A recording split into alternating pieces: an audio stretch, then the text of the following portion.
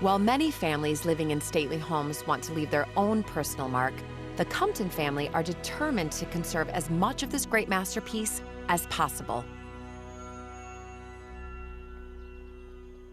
Luckily, the current owner, Lucinda Compton, happens to be a formally trained conservator who has made the upkeep of Newby's treasures her life's work. She's offered to show me her current project, re-gilding an old chair. This being Newby, though, it's not just any old chair.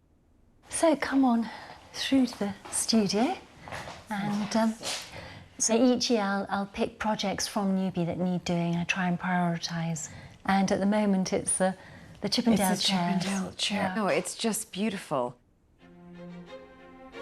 Do you know, when I first moved over here, my husband would talk about Chippendale furniture and how it's a prized possession, but can you explain just a little bit more about this extraordinary man?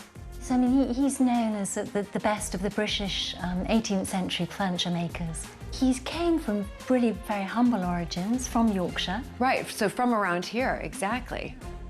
Today, Chippendale furniture graces nearly every room at Newby.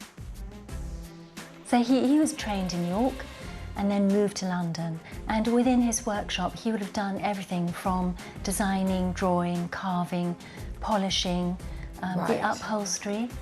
We know he worked here over a period probably from about 1772 to 76 with Robert Adam. And you're obviously restoring this. Yes, I've been restoring this, and I've got a bit more gold put on, and I thought you might like to help. I'd love to help. Mr. Chippendale clearly wasn't shy of a little bling. Gold-plated furniture? Why not, when you've got a lottery win burning a hole in your pocket? So this is real gold? Yes, this is 24-karat gold. Then we are going to just gently flip it over.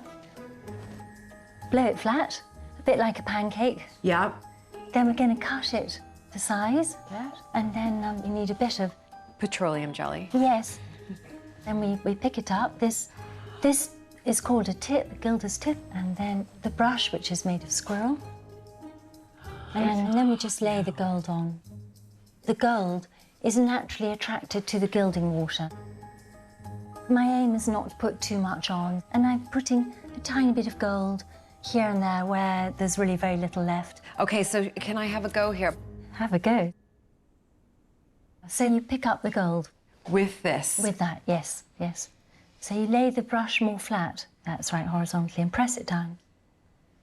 And now you take that and just lower it towards the gold, and as it gets closer, it should just flick on. Magic! That's right, perfect, well done. I was definitely holding my breath. Is this the same technique that, you know, Chippendale would have used? Yes, basically this technique hasn't changed since the Egyptians.